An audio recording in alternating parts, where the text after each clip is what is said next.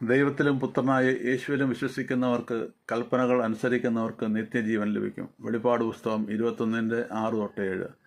ദൈവരാജ്യത്തിൽ നിത്യജീവൻ ലഭിക്കുന്നതിനേക്കാൾ ഉന്നതമായത് ഒന്നുമില്ല. സിംഹാസനത്തിൽ നിന്ന് ഒരു മഹാശബ്ദം പറയുന്നതായി ഞാൻ കേട്ടത്, ഇതാ മനുഷ്യരോടുകൂടെ ദൈവത്തിൻ്റെ കൂടാരം. അവൻ അവരോടുകൂടെ വസിക്കും, അവർ അവൻ്റെ ജനമായിരിക്കും. ദൈവം താൻ അവരുടെ ദൈവമായി അവരോടുകൂടെ ഇരിക്കും.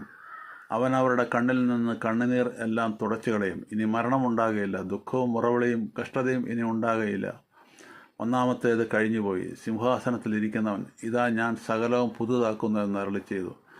യേശു സർവശക്തനായ ദൈവത്തിൻ്റെ പുത്രൻ, ആകാശത്തിലും ഭൂമിയിലും സർവ്വ അധികാരവും ലഭിച്ചവൻ, തൻ്റെ കുരിശുമരണത്തിലൂടെ ദൈവഹിതം നിറവേറ്റിയതിൻ്റെ മഹാപ്രതിഫലമായി ദൈവം യേശുവിനെ മനുഷ്യരുടെ ദൈവമായി ഉയർത്തി. യേശുവിനെ രക്ഷകനും ദൈവമായി വിശ്വസിച്ച് സ്വീകരിച്ച് പാപങ്ങളെ ഏറ്റുപറഞ്ഞ്